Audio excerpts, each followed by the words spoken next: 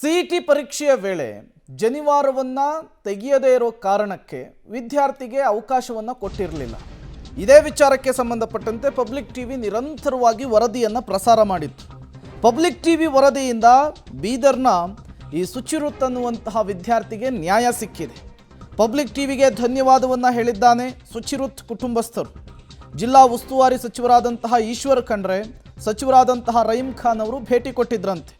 ಭಾಲ್ಕಿಯ Bhimanna Khandre engineering ಕಾಲೇಜಿನಲ್ಲಿ ಉಚಿತ seat ಕೊಡೋದಾಗಿ ಭರವಸೆ ಕೊಟ್ಟಿದ್ದಾರೆ. ಪಬ್ಲಿಕ್ ಟಿವಿಗೆ ಧನ್ಯವಾದವನ್ನು ಅರ್ಪಿಸಿದ್ದಾನೆ ವಿದ್ಯಾರ್ಥಿ ಮತ್ತು ಆತನ ಕುಟುಂಬಸ್ಥರು.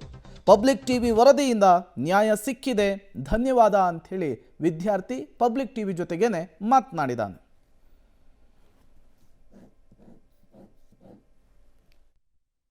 ರೆಡಿ ಇರ್ತೀನಿ ಸರ್. ಇದೆ ನನಗೆ ಲಗ್ನ ಭಾಳ ಏರ್ಪೋರ್ಟಲ್ಲಿ ಬಂದ ತಕ್ಷಣ ಬಂದುಬಿಟ್ಟೆ ಫೋನ್ ಮಾಡಿದೆ ಅವ್ರಿಗೆ. ನನಗೆ ರೆಡಿಯಾಗಿ ಬರ್ತೀನಿ ಸರ್ ಅಂದರು. ರೆಡಿಯಾಗಿ ಬೇಡ ನನಗೆ ಲೇಟ್ ಆಗ್ತದೆ ಅಂತ ಬಂದುಬಿಟ್ಟು. ಫಸ್ಟ್ ಆಫ್ ಆಲ್ ನಾನು ಪಬ್ಲಿಕ್ ಟಿ ವಿ ಅವರಿಗೆ ಬಿಗ್ ಥ್ಯಾಂಕ್ಸ್ ಅಂತ ಇದ್ದೀನಿ. ಫಸ್ಟ್ ಅವರೇ ಬಂದು ಕವರೇಜ್ ಮಾಡಿದ್ರು, ಎಲ್ಲ ನ್ಯೂಸಿಂದು ಲೈವ್ ಎಲ್ಲ ತೊಗೊಂಡ್ರು, ಅವರೇ ಬಂದಿದ್ದು. So thanks. ನಿಮ್ಮಿಂದ ಎಷ್ಟು ನ್ಯಾಯ ಸಿಕ್ತು. ಪಬ್ಲಿಕ್ ಟಿ ವಿ ಎಲ್ಲ ನ್ಯೂಸ್ ಚಾನೆಲ್ ಹಿಡಿದು ಕವರೇಜ್ ಮಾಡಿದ್ದಕ್ಕೋಸ್ಕರ. ರಂಗನಾಥ್ ಸರ್ ಫುಲ್ ಸಪೋರ್ಟ್ ಮಾಡಿದ್ರು. ಎಲ್ಲ ಸರ್ ಜಸ್ಟಿಸ್ ಸಿಕ್ತು ಸರ್, ಅವ್ರು ಎಷ್ಟು ಬಂದು ಸಪೋರ್ಟ್ ಮಾಡಿದ್ರು ಎಲ್ಲ.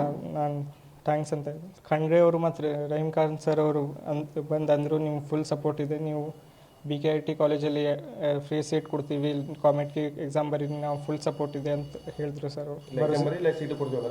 ಹಾಂ ರೀ ಸರ್, ಸೀಟ್ ಸಿಗ್ತದೆ ಅಂತ ಹೇಳಿದ್ರಿ, ಫುಲ್ ಭರೋಸೆ ಹೇಳಿದ್ರಿ ಸರ್. ಇಲ್ಲ ಒಂದು ಎಕ್ಸಾಮ್ ಬರೆದು ಎಕ್ಸಾಮ್ ಬರೀತೀರಾ, ಫುಲ್ ಸಪೋರ್ಟ್ ಮಾಡ್ತೇವೆ ಅಂತ ಹೇಳಿದ್ರಿ ಸರ್.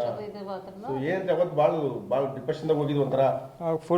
ಫುಲ್ ಟೆನ್ಷನ್ ಇತ್ತು ರೀ ಸರ್. ಆಗ ಮ್ಯಾಥ್ಸ್ ಎಕ್ಸಾಮ್ ಮಿಸ್ ಆಗಿ ನಮ್ಮ ಮುಂದೆ ಏನು ಫ್ಯೂಚರ್ ಏನು ಅಂತೇನು ಗೊತ್ತಾಗ್ತಾ ಇದ್ದಿಲ್ಲ ಸರ್. ಈಗ ಎಲ್ಲ ಸಾರ್ಟ್ ಔಟ್ ಆಗಿದೆ ಸರ್, ತುಂಬ ಖುಷಿ ಆಗ್ತದೆ ಸರ್. ಅಲಾವ್ ಏನು ಮಾಡಿಲ್ಲ. ಇದು ಭಾಳ ಅತ್ಯಂತ ನೋವಿನ ಸಂಗತಿಯಾಗಿದೆ. ಇದು ಅತ್ಯಂತ ದುಃಖದ ಸಂಗತಿಯಾಗಿದೆ. ಇವತ್ತೇನು ಪರೀಕ್ಷಾ ಪ್ರಾಧಿಕಾರದ ಅಧಿಕಾರಿಗಳು ಅಂದರೆ ಅವರು ಸರ್ಕಾರಿ ನೌಕರರಲ್ಲ, ಖಾಸಗಿ ಶಿಕ್ಷಣ ಸಂಸ್ಥೆಯಲ್ಲಿ ಅವರು ಸೇವೆ ಮಾಡ್ತಕ್ಕಂಥ ಪ್ರಾಚಾರ್ಯರು ಮತ್ತು ಸಂಬಂಧಪಟ್ಟಂಥ ಸಿಬ್ಬಂದಿಯವರು ಭಾಳ ದೊಡ್ಡ ಲೋಪ ಮಾಡಿದ್ದಾರೆ. ಇದರಿಂದ ಪರಿವಾರಕ್ಕೆ ನೋವಾಗಿದೆ, ಸುಚಿವ್ರತ್ನ ಶೈಕ್ಷಣಿಕ ಭವಿಷ್ಯಕ್ಕೆ ತೊಂದರೆ ಆಗಿದೆ. ಆ ದೃಷ್ಟಿಯಿಂದ ಇದು ನನ್ನ ಗಮನಕ್ಕೆ ಬಂದ ತಕ್ಷಣ ಜಿಲ್ಲಾಧಿಕಾರಿಯವರಿಗೆ ನಾನು ಸೂಚನೆ ಕೊಟ್ಟು ತನಿಖೆ ಮಾಡಿ ಆ ತನಿಖಾ ವರದಿ ಆಧಾರದ ಮೇಲೆ ಶಿಸ್ತು ಕ್ರಮ ಜರುಗಿಸಬೇಕು ಅಂತ ಹೇಳಿದ್ದೆ. ಈಗಾಗಲೇ ಶಿಸ್ತು ಕ್ರಮ ಆಗಿದೆ. ಸರ್ಕಾರದ ವತಿಯಿಂದ ನಾವು ಆದೇಶ ಕೊಟ್ಟು ಇವತ್ತು ಸಂಬಂಧಪಟ್ಟಂಥ ಏನು ನಮ್ಮ ಪ್ರಾಚಾರ್ಯರಿರ್ಬೋದು, ಸಿಬ್ಬಂದಿ